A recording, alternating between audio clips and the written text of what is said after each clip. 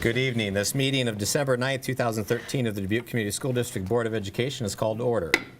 Our mission is to develop world-class learners and citizens of character in a safe and inclusive learning community. Roll call, please. Mr. Barton? Here. Mr. Byteen? Present. Mr. Donahue? Here. Mr. Prohaska? Here. Ms. Ryan? Here. Ms. Siegert? Here. Mr. Strelo? Here. This evening, our Pledge of Allegiance is going to be led by three young ladies from Jefferson Middle School. If you'd come up, introduce yourself. They said they would not be doing any type of gymnastics routine because of safety concerns, but Why? we're glad to have you. Grace Jackson, 8th grade. Hi, I'm Shaylin Hofsteiger, 6th grade. Hannah Jackson, 8th grade.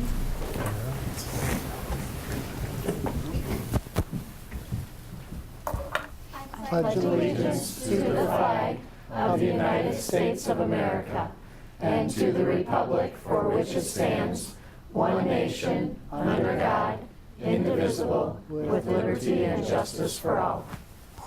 Thank you. Thank you, ladies. Good job. They are gymnasts. They will do a routine out front.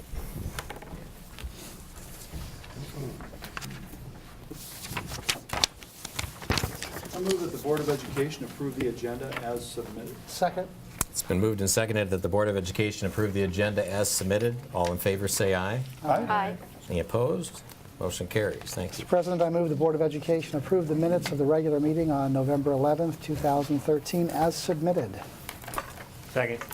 It's been moved and seconded that the Board of Education approve the minutes of the regular meeting on November 11th, 2013 as submitted. All in favor say aye. Aye. Any opposed? Motion carries. Board salutes, Mr. Byteen. Yes, I had the pleasure last week of attending the theatrical performance at Prescott Elementary School, and I think at one point there was, in total, I think somewhere between 130 and 150 kids on that stage. It was quite a production. I wanted to just recognize Chris McCarron and the staff at Prescott for the hard work that went into that. I can't imagine what it took to corral that many kids. And aside from some sound challenges, I think, in that space, which we should probably take a look at, I thought it was a wonderful opportunity to see the kids enjoy themselves. They all seemed to really have a good time. So shout out to Chris and their staff. Thank you. I'd just like to re-echo that. It was a very nice performance. To see that many kids involved was really great. Good attendance by the parents and the community, and keep up the good work. All right. Any other board salutes? Thank you. I move that the Board of Education suspend the rules of order and go into open forum. Second. It's been moved and seconded that the Board of Education suspend the rules of order and go into open forum. All in favor say aye. Aye. Any opposed? Motion carries. Any persons wishing to address the board at this time? All right. I move that the Board of Education reinstate the rules of order and return to regular session. Second. It's been moved and seconded that the Board of Education reinstate the rules of order and return to regular session. All in favor say aye. Aye. Any opposed? Motion carries. Thank you. I move that the Board of Education approve those items listed in the consent agenda. Second. It's been moved and seconded that the Board of Education approve those items listed in the consent agenda. Are there any board members wishing to remove anything that appears in the consent agenda for further discussion? Hearing none, all in favor say aye. Aye. Any opposed? Motion carries. Thank you. That brings us to Facilities and Support Services Committee report, Mr. Barton. You bet. I move that the Board of Education approve the early retirement health insurance benefit for teachers, counselors, and nurses for the 2013-14 school year. It's been moved and seconded that the Board of Education approve the early retirement health insurance benefit for teachers, counselors, and nurses for the 2013-14 school year. Any discussion? Were there any changes or anything? Yes. Rick, do you want to come up and?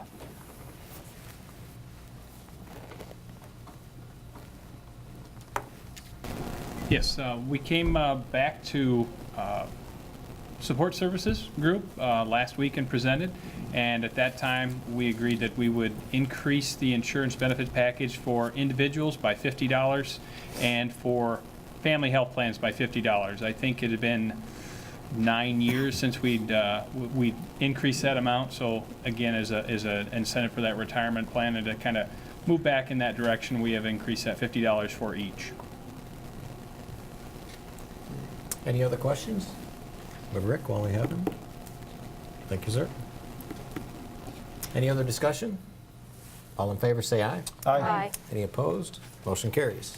I move that the Board of Education approve amendment number 4 for the agreement with IIWPC on the Kennedy School Addition remodel project in the revised amount of $462,563. Second.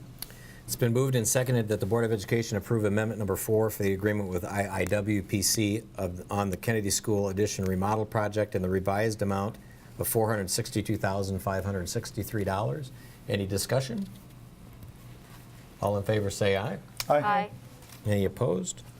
Motion carries. Thank you. I move that the Board of Education approve change order number 2 to Portson Construction Incorporated on the Sageville School Mechanical Project in the increased amount of $10,353.83. Second. It's been moved and seconded that the Board of Education approve change order number 2 to Portson Construction, Inc. on the Sageville School Mechanical Project in the increased amount of $10,353.83. Any discussion? All in favor say aye. Aye. Any opposed? Motion carries. I move that the Board of Education approve change order number 4 to Portson Construction Incorporated on the Washington Middle School Multi-Purpose Room Addition project in the increased amount of $6,457.80. Second. It's been moved and seconded that the Board of Education approve change order number 4 to Portson Construction, Inc. on the Washington Middle School Multi-Purpose Room Addition project in the increased amount of $6,457.80. Any discussion? Probably just a point to note, all of these have been discussed in great detail in the Support Services and Facilities Committee level. All in favor say aye. Aye. Any opposed? Motion carries. Thank you. I move that the Board of Education adopt the following resolution for final acceptance and closing final project costs for the public improvement contract with Epic Construction. Whereas on April 8, 2013, Dubuque Community School District entered into a construction contract with Epic Construction of Dubuque, Iowa, contractor for the construction of certain public improvements generally described as the Jones Campus Elevator Addition project. And whereas on August 30th, 2012, the Dubuque Community School District entered into a contract with Straka Johnson Architects PC, Architect, for architectural engineering design services associated with the above project. And whereas on November 20th, 2013, Architect filed a certificate with Dubuque Community School District certifying that the contractor had substantially completed the construction of said public improvements in accordance with the terms and conditions of the contract and plan and specifications. Whereas the architect has now submitted subsequent report, bonds, and pay application to Dubuque Community School District recommending that the project be accepted by the district as finally complete.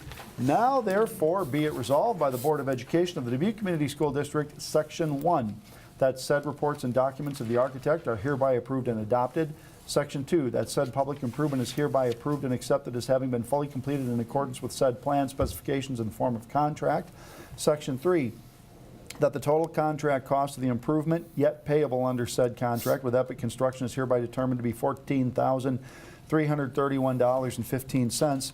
Section 4, that $14,331.15 of the total contract cost yet paid shall be retained for a period of 30 days following this board's action to finally accept this public improvement project pursuant to the requirements of Iowa Code 573.14. If at the end of the 30-day period claims are on file as provided, the Dubuque Community School District shall continue to retain from the unpaid funds a sum equal to double the total amount of all claims on file. The remaining balance of the unpaid fund, or if no claims are on file, the entire unpaid fund, shall be released and paid to the contractor in accordance with Iowa law. Second, that was very good. Thank you. Right off the top of my head. It's been moved and seconded that the Board of Education adopt the resolution for final acceptance and closing final project costs for the public improvement contract with Epic Construction as read. Any discussion? You talked about ordering pizza. I think you could have ordered Jimmy John's from the time you started, and it would have been done.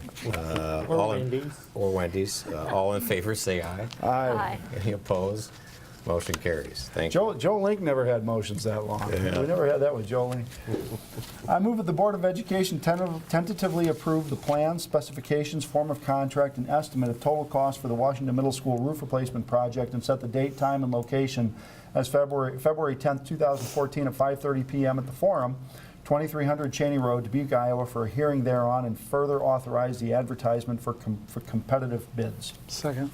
It's been moved and seconded that the Board of Education tentatively approve the plans, specifications, form of contract, and estimate of total cost for the Washington Middle School roof replacement project as read. Any discussion? All in favor say aye. Aye. Any opposed? Motion carries. And Stan, you made a good point. This does all get hashed out at support services. You know, I don't want to make it sound like we're being flippant when we go through these items, you know, 100,000 here, 100,000 there, and, you know, whatever. It really is not like that.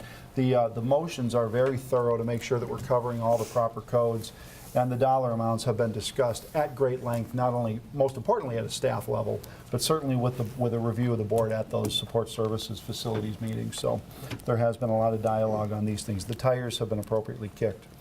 I move that the Board of Education tentatively approve the plans, specifications, form of contract, and estimate of total cost for the Central Kitchen Loading Dock project and set the date, time, and location as February 10th, 2014 at 5:30 p.m. at the Forum, 2300 Cheney Road, Dubuque, Iowa, for a hearing thereon, and further authorize the advertisement for competitive bids.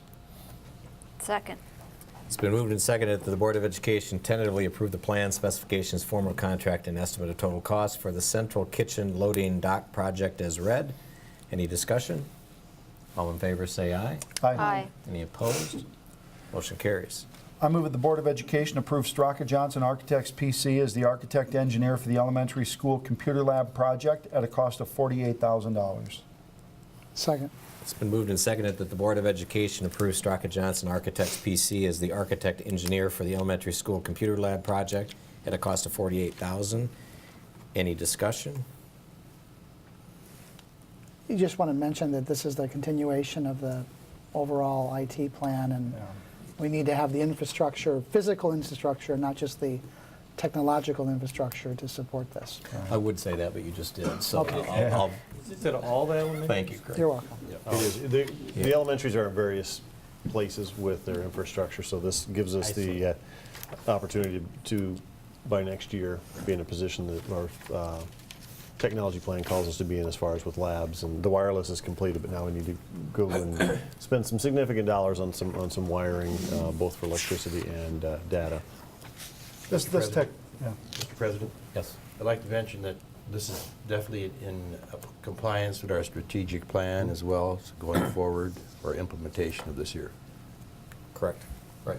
The evolution of the technology plan and the implementation thereof is just kind of fun to watch, because it seems to me anecdotally that there's such widespread acceptance for the strategy going forward that we've kicked the tires on this thing a lot, and it feels like we're nailing this thing pretty well in terms of what will make a difference with classroom teachers and kids, which is really what this thing is all about. So, Absolutely. Thank you. All in favor say aye. aye. Aye. Any opposed? Motion carries. I move that the Board of Education approve IIWPC as the architect engineer for the senior high school stone repointing project at a cost of $11,750. Second. It's been moved and seconded that the Board of Education approve IIWPC as the architect engineer for the senior high school stone repointing project at a cost of $11,750. All in favor say aye. Aye. Any opposed? Motion carries. Thank you. Then here's another one for final acceptance, so another long resolution. I move that the Board of Education adopt the following resolution for final acceptance and closing final project costs for the public improvement contract with Drew Cook and Sons Excavating, whereas on May 13th, 2013, Dubuque Community School District entered into a construction contract with Drew Cook and Sons Excavating of Dubuque, Iowa, contractor for the construction of certain public improvements generally described as the Forum Warehouse Asphalt Drive Replacement Project. And whereas on December 17, 2012, Dubuque Community School District entered into a contract with Anderson Design and Consulting Incorporated, architect for architectural engineering design services associated with the above project. And whereas on October 28, 2013, architect filed a certificate with Dubuque Community School District certifying that the contractor had substantially completed the construction of said public improvements in accordance with the terms and conditions of the contract and plans and specifications.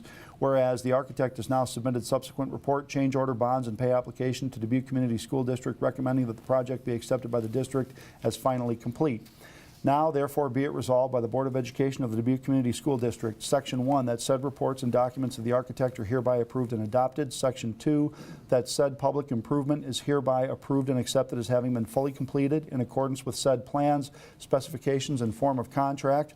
Section 3, that the total contract cost of the improvement yet payable under said contract with Drew Cook and Sons Excavating is hereby determined to be $10,860.50.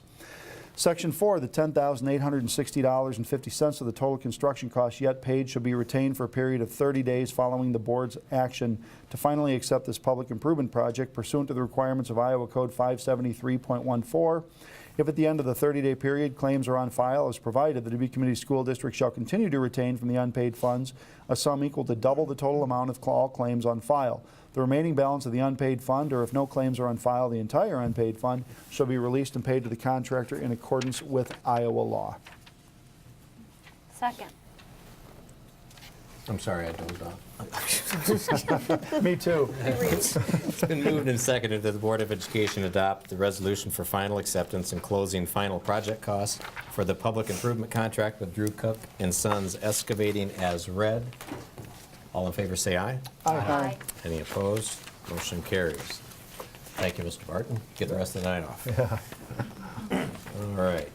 That brings us to Ed Programs Policy Strategy Committee report. Okay. All right, I think we'll start with Chris McCarron and the report. Prescott, if you could do that. There's a number of teachers here with her tonight. Oh, my God. It's a policy. I'm very pleased to be here tonight to share some information about Prescott School with you. And the purpose of tonight is not only to share information so that you can know our school better, but ultimately in the end of our presentation, what we're going to be seeking from you is permission to once again apply to the State Board of Education for renewal of the charter school status. So I'm going to provide just a little bit of background information, and then the rest of folks are going to give you kind of their perspective of some different elements of the school. So prior to the new school being built in 2006, we were aware that there were some specific needs that would need to be addressed as we moved forward with the opening of the new school. We talked about the number of families that were choosing to open enroll from Prescott, and the district change from a PK2 school to a PK5 school. We had shared students with Fulton School at the time. We knew that the projected enrollment of the new school was being underutilized due to the number of families that were moving away. And perhaps most importantly, that both district and standardized assessments had shown a steady decline in scores. So keeping those factors in mind, board members, district administrators, and the school staff tried to look at some way that we might address some of the factors and the challenges that the school would face. Just at that same time, the state of Iowa was offering 10 grants across the state for districts to open charter schools. The purpose from the state at that time for the charter school was to allow parents within a district a school choice that offered a different educational program. Prescott did apply for the grants and was awarded the grant. So when the doors of the new school opened in 2006, it opened as one of the 10 charter schools in the state of Iowa. And we had the intention of increasing student achievement, increasing the number of families who chose Prescott as a school choice, and is offering a different educational choice for families throughout the district. Unfortunately, at the same time that we were ready to open up the school, our school was identified as a school in need of assistance.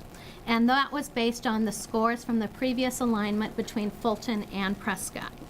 So even though both Fulton and Prescott had opened as totally different schools with a different population, both of us were still under the SINA sanction. So we started both as a charter school and as a SINA school at the same time. So in 2006, we were able to open the new school. And then again in 2010, every 4 years as a charter school, you have to be reauthorized. So in 2010, we came again to the school board to have them look at our data. They selected to give us permission to go on for reauthorization. And then we went on and went to the Iowa State Board of Education. They again reviewed our data and our program and gave us permission to be reauthorized. So now in 2013, 14, by the time we get to 14, we are up for reauthorization again. So that kind of brings us to where we are. So what we'd like to do tonight is just give you a little brief overview about what makes Prescott different from other schools. So Amy Freiberger is a teacher in our 4-5 loop, and so she's going to share with you a little bit about expeditionary learning. Thank you. We, like all expeditionary learning schools, teach the curriculum through multidisciplinary units of study called learning expeditions. Rather than have reading, writing, math, science, social studies times, as much as possible, we try to integrate the curriculum, and we integrate all of our learning activities and assignments. We know that learning extends beyond the classroom. Students go out into the community on field work and invite guest experts into the classroom to learn more authentically. Students are taught that the result of their learning is important and should be shared with the public audience. At the end of each expedition, we have a celebration of learning where students share their work with their parents, their mentors, anybody from the community that helped us, and just another way to make our learning public with others. And finally, there is a strong emphasis on character development and building a strong school community. We have 10 expeditionary learning design principles that are incorporated into daily instruction. They focus on different aspects of character development. Another way that students learn to be contributing community members is through community service. Each learning expedition has a service component. Another important aspect of expeditionary learning is looping. Our students and teachers loop together for 2 years. Right now, I'm on my 4th loop. So I've done it quite a few times, and I know as a teacher, I really like it, and I hope my kids do too. Students stay together kindergarten and 1st, 2nd and 3rd, and finally 4th and 5th. Our experience with looping matches what is available in research about looping. We are able to build a stronger relationship with both the students and families. In addition, we have the opportunity to get to know each child's learning in a deeper way. They are better able to meet the needs of each kid, and I can help them progress over time. And finally, there's a less of loss of instructional time at the end of the 1st year of the loop to the beginning of the 2nd year. As they return in the fall, I don't need to waste 6 to 8 weeks finding out where they are for reading and math. I do my quick inventories, and I'm ready to roll with them on the 1st, 2nd week of school. Thank you. Another piece of our instructional design is an arts-infused curriculum. I think some of the public has talked about, are we an arts school? I'm going to tell you right now, our teachers do not have specialized training in the arts. Instead, all of our teachers have made a strong commitment to using the arts as a way that children can learn in different ways and express their learning. For example, classroom teachers all know the learning targets for the areas in the arts, just as the specialists are all familiar with the learning targets in the content areas. And together, we both teach the contents of art, and we both teach the content of the subject areas. One specialist is assigned to each grade level's learning expedition each trimester. And so they co-teach for a portion of the expedition. This rotation allows all the students to experience an in-depth investigation of different areas of the arts with their learning expeditions. Finally, we're really committed to providing additional art opportunities to the kids both before and after school. Talked about a little bit today about the musical. That happened outside the school day, and we did have about 130 kids participate in that. We have a before-school program that is called our Rise and Shine program, and it has 2 to 3 weeks of art classes, music, and in the gym, and it rotates for kids to participate. We have a steel drum band that plays at community events both through the school year and through the summer. One of the next differences in our school is the way that we're looking at special education programming and the way we're doing some co-teaching. Amber Bloom was one of our very first teachers to do co-teaching, and this year she's teaching with Katie Markle, who is a new beginning teacher, so we thought we would share somebody who's done co-teaching for a while, and then a new teacher who's been started off in a co-teaching situation. Thank you. I am Katie Markle, the special education teacher in the kindergarten classroom. Advantages that we have noted for special education students include increase in performance, provides ongoing support throughout the day to all students, greater access to the core curriculum and materials, decreased stigma for needing to leave the classroom to go to a special education classroom, increased social skill development, and more continuity in the student's day. And I am Amber Bloom. Some advantages that we talked about with the gen ed kids in particular were 2 teachers allow for a greater differentiation and instruction between all students, both talented and gifted students and special education students. Students become more accepting of diversity and different learning styles and different abilities. There's a decrease of student to teacher ratio in the classroom. In addition, there are lots of advantages for us as teachers. One thing is we are constantly learning from one another in the classroom. Teachers have a partner to discuss and plan for instructions in ways that both provide support for all the needs of the students in each classroom. The teachers are less isolated and collaboratively are more supported by their co-teachers. And the general education teacher becomes more familiar with the IEP process, the special education services that are available, and in turn, the special ed teacher becomes more knowledgeable about the general education curriculum. Thank you.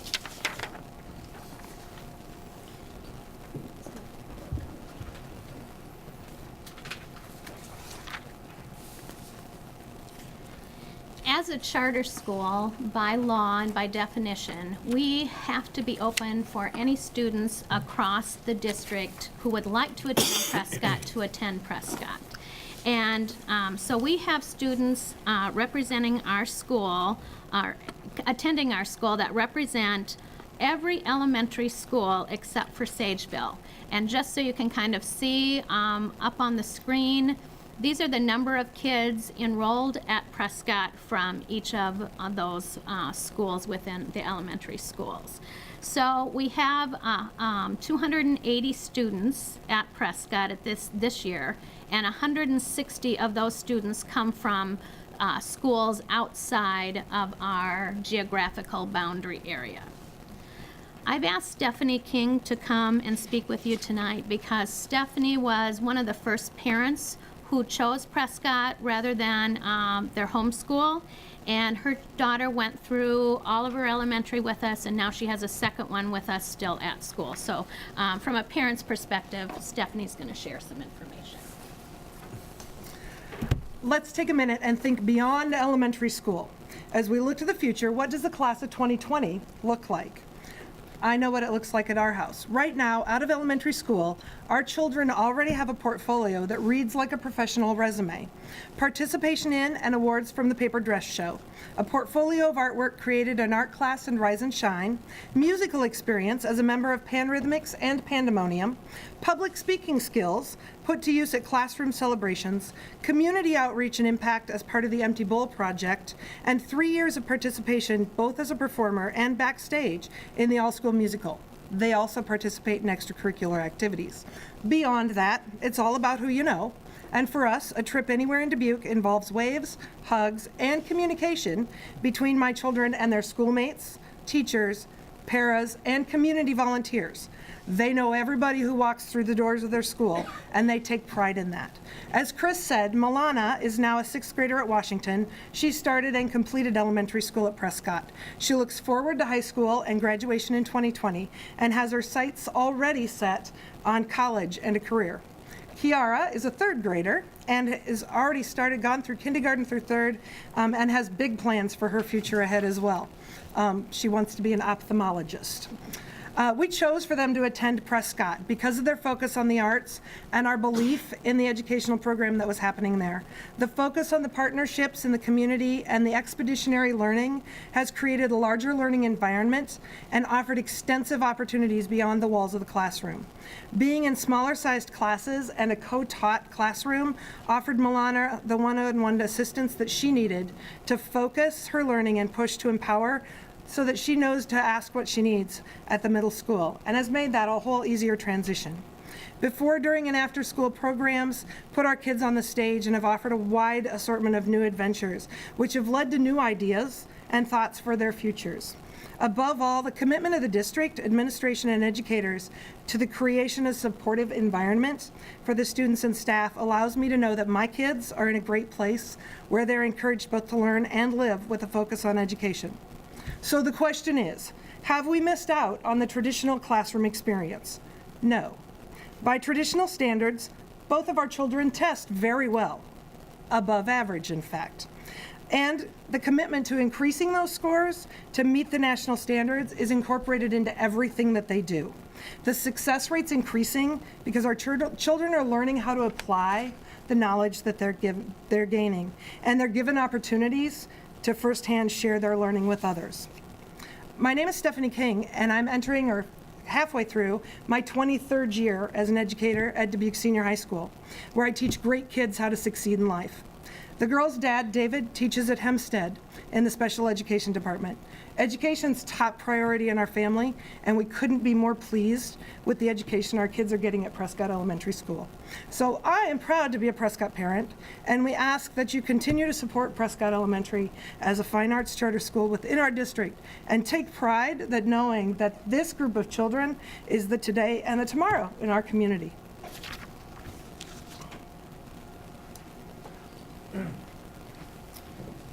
Now, I can stand up in front of you and talk about all of the things about our instructional design, talk about what makes Prescott unique, but I wouldn't be able to stand before you, or shouldn't be standing before you, if we weren't making some difference in student achievement.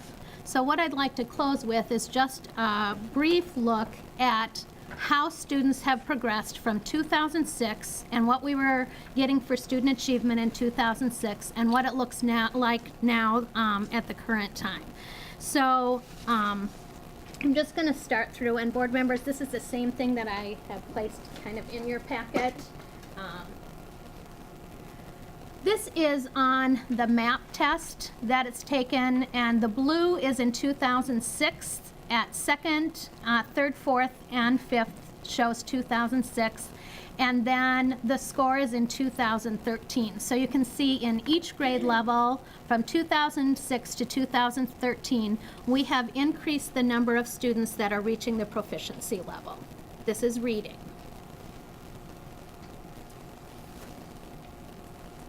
Math. Again, blue is 2006 and the red is 2013. You can see again at each grade level there's been an increase in the percentage of students who are identified as proficient on the map. This is a little bit different look at the MAP test, and this is each child who takes the MAP test receives an individual goal based on their previous test taking on the MAP. And so it kind of projects for each child where they should be on a personal goal at the next time of the assessment.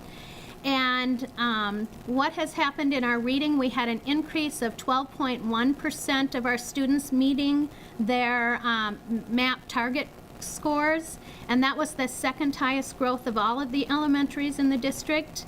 And in math, we had an increase of 22.4% of our students reaching their RIT math, and that was the highest growth of all of the elementaries in the school district within that same time period.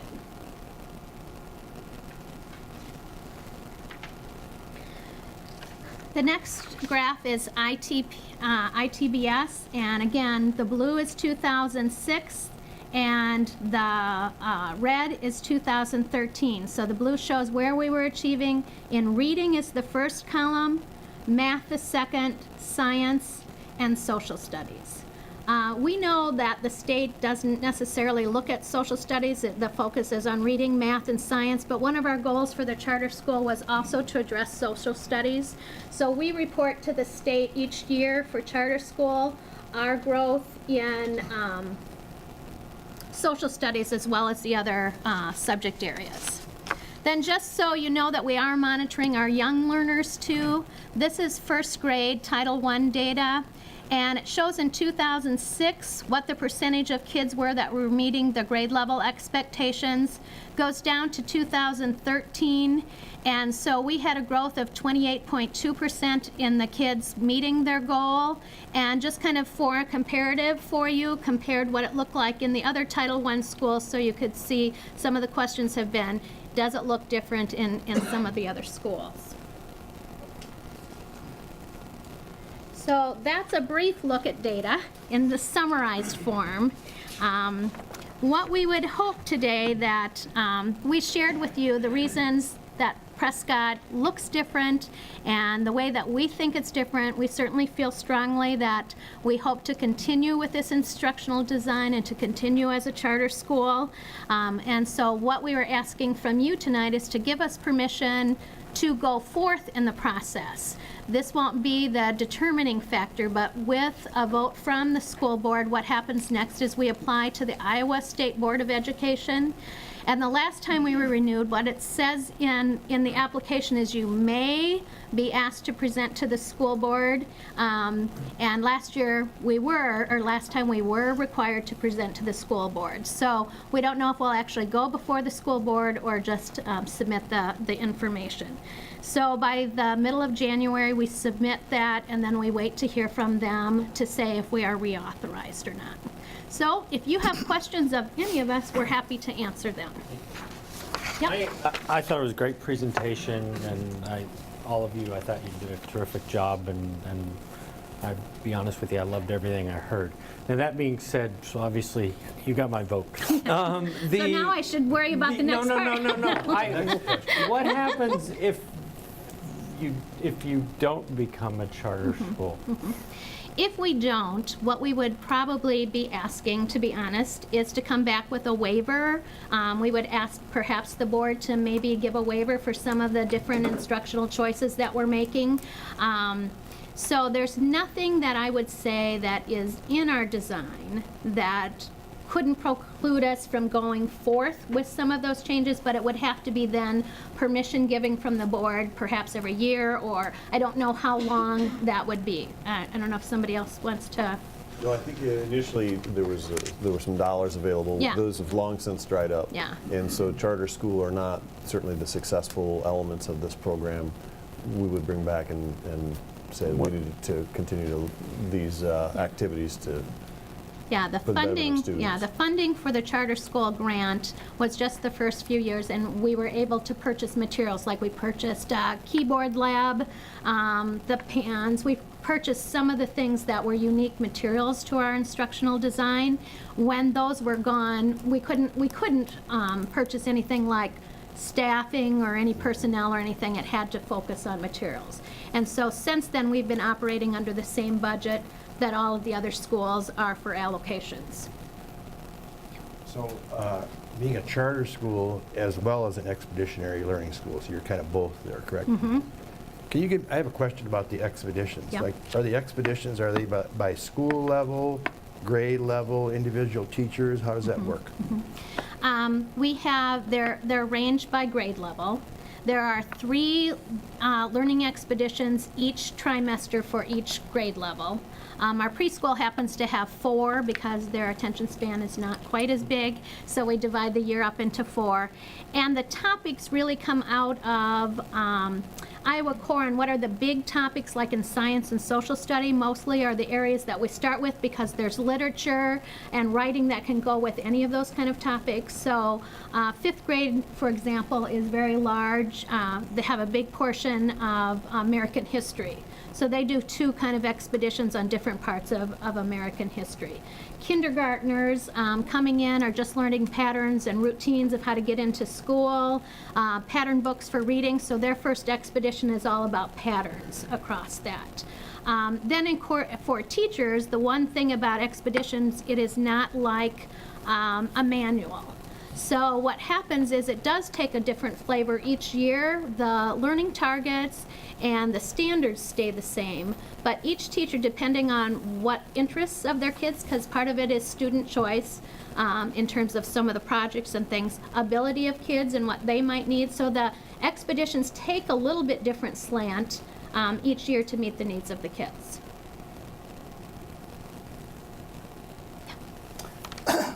First of all, thank you all for being here and appreciate the information. Just a couple of questions.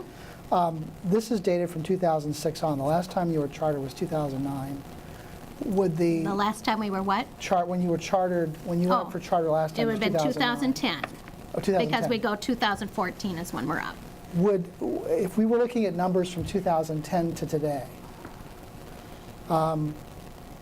would we see more growth in the period from when we started, or more growth from this point? I mean, it's growth. That's great news.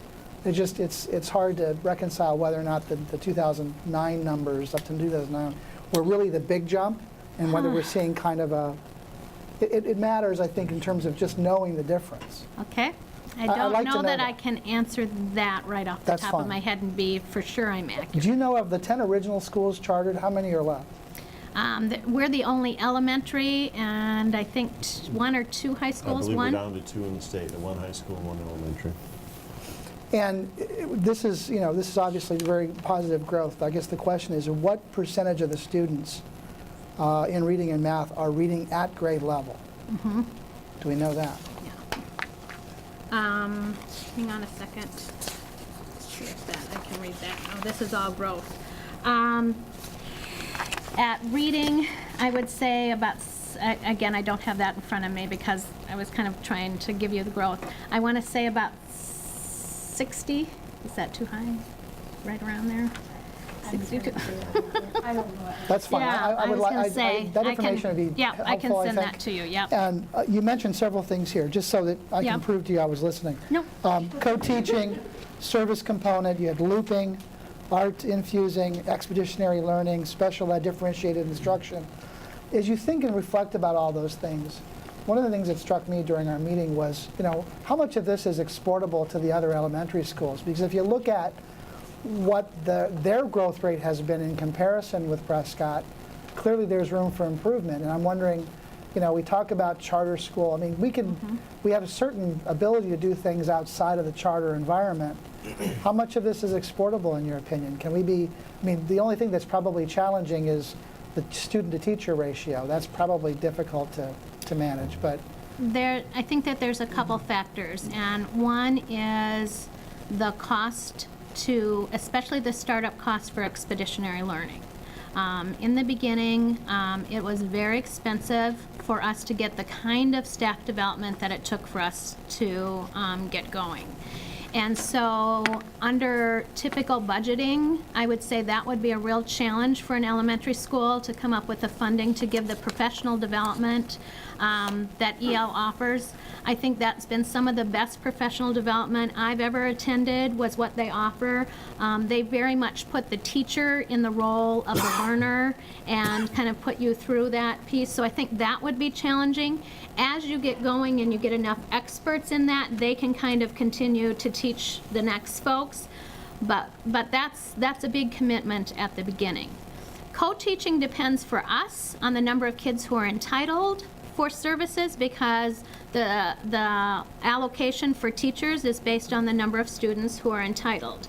What we've done creatively is thinking about how we could best service kids and putting some kids together in clusters, things like that, and figuring out a way that we can put teachers. So that could be something that could be transferred, but the level for us each year for co-teaching is how many do we have at each grade level, where can we do that? So some grade levels, we only have one classroom that's co-taught because we don't have enough. Some grade levels, we have a lot of kids with special needs, and we co-teach in both classrooms. Hey, my only point is that Yep. if we establish a best practice Yep. and it has a positive result, we ought to be trying to figure out ways of Yep. moving that along. The simple answer is with enough resources, there's nothing, and then it wouldn't be We know we that's couldn't not the re- case. Well, but we do have some interesting things ahead of us with the teacher leadership grants and other things we'll talk about later that might make some pieces more attainable than they have been previously. I will say that I'm on the advisory council for Prescott as a school board member, and I went on it kind of for my own education because I wanted to know what was going on. I had heard many comments within the community for many years. Why is it a charter? What is it doing? It's not drawing like it. I mean, everything that there is. And I will have to say, after 2 years of serving on that council, I am very impressed with the instructional design that is going on down at Prescott. I am very impressed with the time that the teachers have put into the lessons that they come up with. It is not what is the same curriculum that is done in the other schools. However, it is meeting all of the Iowa core, and it lines up pretty darn well with our strategic plan. And a lot of ideas and different ways of doing things. So while I had many doubts coming into learning about Prescott, I'll be the first to admit I was one of the first people to say, why is this a charter school? I don't think we need it. For me, to say no to a charter after I've seen what the staff has put into it would be saying I don't support the efforts that they've done, and I can't do that. And I think that what they're doing is great. I would love to see some of those ideas implemented, and I'm learning that some of the ideas that work at Prescott are being done in other schools as they learn how it can be managed. So I think it's been a way of learning to see what works and trying it in other areas. I wanted to make sure I would share that with everyone to know, because I was probably one of the first. I went in saying, what do you guys do? Why are you doing this? And I don't think there's enough information out in the public as to what the instructional design is. And I think you did a very good job of explaining it in a short amount of time, in a short amount of terms, to understand what it is. One of the positive things I also found is the teacher retention. There is not a large teacher retention. The teachers are there because they want to be there. And so there's not a big turnover. The one thing it is not doing, it is not drawing the numbers that a charter would, but yet it's still a neighborhood school, and families are choosing to be there. And one of the things that I keep every time somebody in the public talks to me about charter school, I have to remind them, you cannot compare charter schools, a charter school, and this is the only one in Iowa, to what is done in other states. We have different rules that we have to follow as the Iowa legislature gives us that is completely different than Illinois and their charter schools, which are funded privately. So while we are a charter, they're taking what they can do and getting the most out of it. So I've learned that, and it's been a good long 2-year process, and I still don't understand the whole idea of what you all do down there. But I have to say I'm impressed with the efforts that the staff has put into the instruction.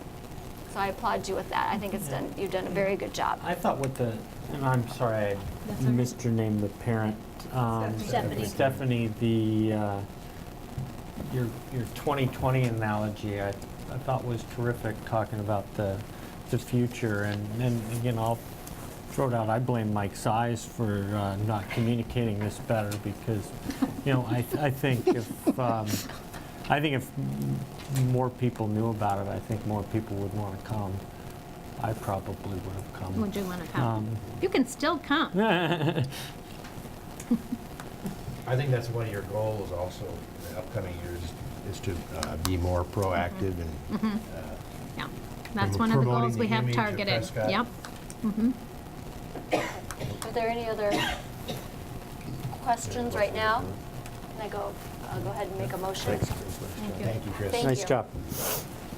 I move that the Board of Education approve the application for renewal of the Prescott Elementary School charter school status for the next 4 years.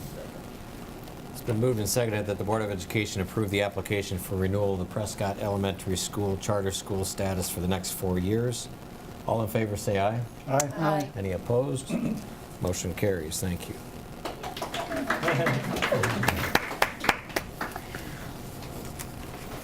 Okay, we will go on to dropout prevention and allowable growth. We have to renew this every year based on the certified numbers, is that correct? Is there? I'll make the motion. If we have a question for Shirley, we can go ahead. I move that the Board of Education authorize the superintendent to submit to the Iowa Department of Education a request for modified allowable growth for dropout prevention for the 2014-15 school year in the amount of $4,494,537, or the maximum allowed by the department. Second. It's been moved and seconded that the Board of Education authorize the superintendent to submit to the Iowa Department of Education a request for modified allowable growth for dropout prevention for the 2014-15 school year in the amount of $4,494,537, or the maximum allowed by the department. Any discussion? All in favor say aye. Aye. Any opposed? Motion carries. Thank you. All right, another one we approve every year is the physical education exemption form. So I move that the Board of Education approve the physical education exemption request form as submitted. Second. It's been moved and seconded that the Board of Education approve the physical education exemption request form as submitted. All in favor say aye. Aye. Any opposed? Motion carries. And last, I move that the Board of Education approve the D-SILT membership as submitted. Second. It's been moved and seconded that the Board of Education approve the D-SILT membership as submitted. All in favor say aye. Aye. Any opposed? Motion carries. And just as a note on that, I requested that there be a school board member seat on that, because I don't think anybody, there's not, everybody in the community is And we nominated represented. Tara. She woke up. Jim did it. Really? No, he did not. did not. do that. Everybody of the community was represented in that, so I thought it's a good way for us to All right. see what's being said. We'll have some of that. We'll have some of that later on. Oh, yes. The open forum. Keystone Services update will be next, and I think, Mr. Byteen, you can give us an update on your affiliation and what you've learned. Well, this board saw fit several months back to appoint me to that chair. There are 3 individuals within our geographical location that represent aspects and communities within our district. The AEA, the Keystone AEA is Keystone AEA 1, represents 24 districts. A lot of small districts in eastern Iowa.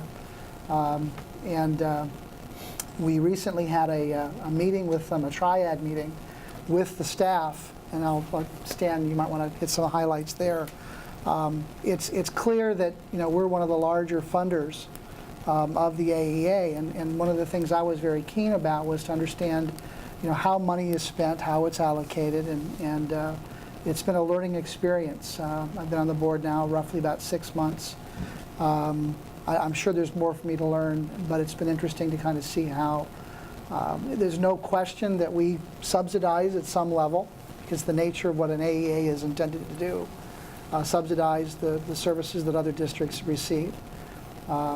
We, as a district, made a decision before I actually joined the board to conduct our own survey. The AEA does an annual survey of all of its members, parts, and that oftentimes doesn't get aggregated at the district level, so we did our own survey, and I think I was a little surprised to learn, based on some of the anecdotal information I'd received, that individuals who have chosen to use AEA services are largely satisfied with them. Notwithstanding, there's always, a curve of people's experience. There were a number of statistics that were shared, and Stan, we probably have those readily at hand. And so I would just say that it's been my pleasure to be on that board and continue to be a voice of support for the district. And as I learn things, I ask questions. Just one example is that our special education program utilizes a STAR curriculum for special education, particularly autism. And AEA supports that, but they also have other options that they provide, the various districts. And so there was lots of questioning as to why more people weren't using STAR and why people were using Teach Town, which was the option that the district had. So it's not an uncomplicated process, and I'm still in the learning curve, but it's been interesting to kind of be an opportunity to push back at times and ask questions, and I hope that I serve the board well in that capacity. As Mr. Byteam mentioned, last year we did do a survey of AEA services and satisfaction of our staff members who participated in those services. We had 141 staff members, largely teachers, who responded to the survey, and the anecdotal information that Craig shared is correct, that the folks who participated were by and large very supportive of the quality of those services. If there was a question mark or a concern, it was the quantity of those services. While the AEA does a wide range of things, much of it is focused on special education, occupational therapy, IEP coordination, or those types of things. Dubuque Community School District is the largest, by far the largest district within our AEA area. We comprise 40% of the total student body within the AEA, and 45% of the total special education weighted students within the AEA. And we receive 37% of the overall services. So you see there is a slight disconnect there between what we represent as their population, and of course we pay membership based on that of about $4.5 million a year. And so while we very much enjoy the quality of the services we receive from the AEA, we would always ask or remind them to keep an eye on the quantity. Certainly, if you know the AEA's geographic location goes all the way to the Minnesota border, and many of those communities are much smaller and further spread out than we are. So there is a function of that that's never going to be exactly equal.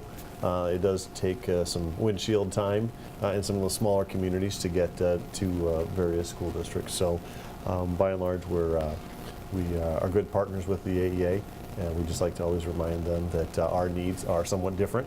We do have a more complex student body than many of our counterparts, and we always like to push them to keep an eye on the quantity of service that we receive, the number of folks that they have assigned to our district. Stan, one comment on that quantity issue. There's the one thing that I think I've heard most consistently is oftentimes AEA provides consultation but not direct services. Right. And I think that's probably an area that I'm focused most on, is how do we get more direct services to our students and less putting it on the burden of the teacher to kind of be consulted in that circumstance. Certainly their teacher is a partner in that experience, but we're pushing more for direct services, I think. Absolutely. So we pay $4.5 million a year. Correct. And we have 45% of the students. And we're getting 37% of the services that they provide. We have 40% of the students. We have 45, so just sheer head count, we have 40%. And if you look at the weighting, so special education students have different weighting. If you look at the weighting, then that bumps us up to 45% because we do have some programming that's a little more in depth or special ed heavy than some of the other districts. So 45%, we have 45% of the weighting, pay $4.5 million. Correct. We're getting 37% of the services. Correct. Which you would think roughly would play out to, at least in one set of rationale, would be $3.7 million worth of services. So there's an $800,000 delta between what we're paying for and what we're getting. Correct. And it's not a direct payment, it's what we call flow-through dollars, so those dollars go from the state level in our name to the AEA. So it's not, it doesn't impact our general fund expense. So if you think about we don't write a check to the AEA, those are dollars that go in our name to the AEA. So of our $115 million general fund, we don't lose $4.5 million of that to go to the AEA. This would be in addition to that. Right. But you're correct. We are footing $4.5 million of that bill, and there is clearly some, I can't remember the term that Mr. Byteam used, but some support that we provide to smaller districts. Yeah, we subsidize. There's a certain subsidy, and that's the idea. These smaller districts don't have the wherewithal to hire these specialized assistants. Now, their needs are different than ours, and it'll never be equal. And I guess the other thing to remember is that at this point, at least, we have no option. I mean, this is Yeah, by statute. By statute, these dollars go from the state. The only way an AEA can be dissolved is if the AEA itself dissolves itself, and that's not likely going to So happen. why won't it be equal? Just because of the virtue of some of the things that's already been discussed, this idea of geographical distribution. You've got people that are traveling to these smaller districts. There are going to be more people needed to cover those areas geographically than they would be in a more condensed area. That's probably one of the biggest factors. I get that. We're already picking up the tab on a lot of the small school districts in the state of Iowa. We are ourselves, i.e. 1 cent sales tax, i.e. declining enrollment. School districts are always overfunded. Increasing enrollment school districts are always underfunded. I understand this isn't the place for the holy war discussion on this. There are a lot of questions that really need to be asked when we look at who's sticking up for our wallet versus the smaller district thing that dominates the legislature and pushes hard to make sure that we are doing all we can to fund their needs. And have I mentioned yet this year that Lisbon is 1 minute from Mount Vernon? And there's a point where some of that just starts to, I can see where the knocks come on public education when we have situations out there like that. Well, Anyway, I know you were interested in getting involved because of a lot of that stuff. So I'm not picking on you. I applaud you because you're probably asking the hardest questions that have been asked at that table in a long time. And I appreciate your time in doing that, Craig. I really do, because it's the first time that I recall that I think a board member from our district's had a seat at that table.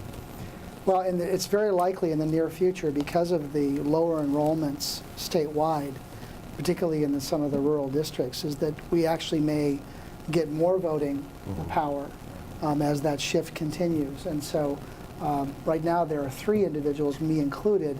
My geographical area is wholly contained within the district. 2 others involve other geographical areas.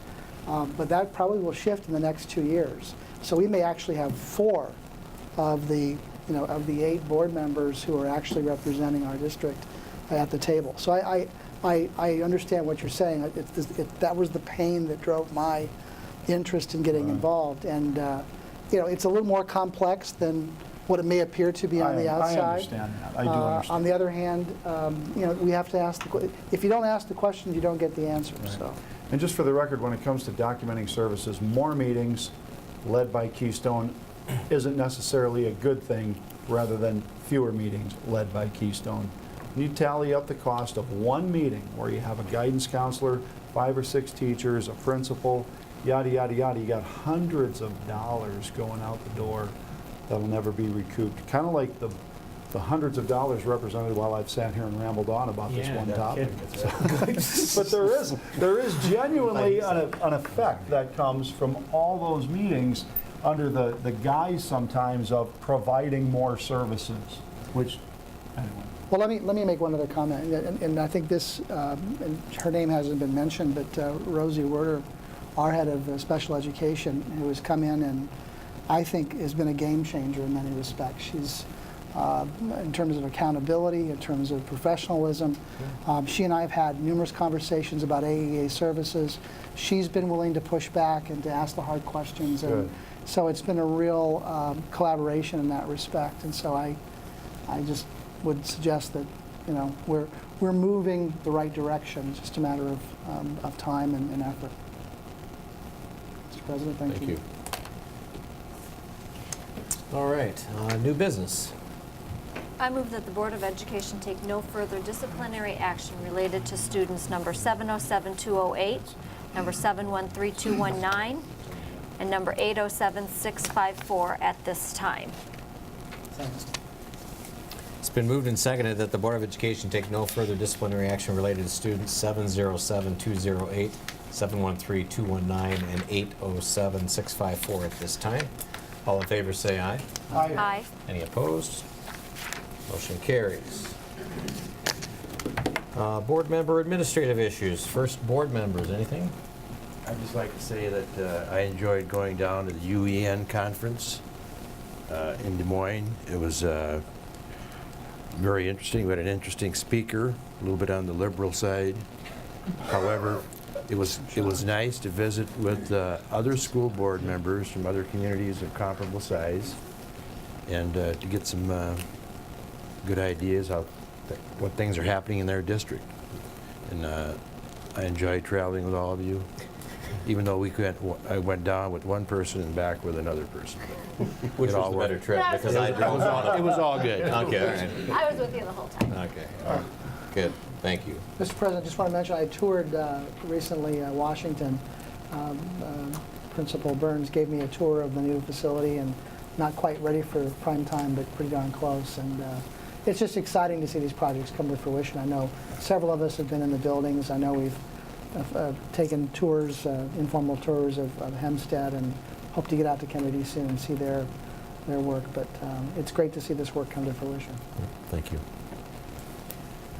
Administrative issues. Two quick items. I'll go quick. Teacher leadership grant is something that probably bears a little bit of explanation for the larger community. It's something that we have been working on. The state has provided last year through education reform an opportunity for all districts to apply for a teacher leadership grant.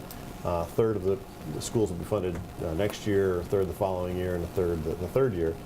We are in the process of gathering input from administrators, from teachers, and from community members about what they believe teacher leadership should look like. We met last week with our administrative team. We met earlier this afternoon with about 110 teachers for their input, and we will meet in about 25 minutes with a group of community members to get their input. So really trying to work this process as an input session as opposed to a feedback session. We have not developed a grant yet. We are still seeking ideas. And so that's why we're starting with so many stakeholder input sessions. From there, we'll craft our grant application and submit that by the end of January.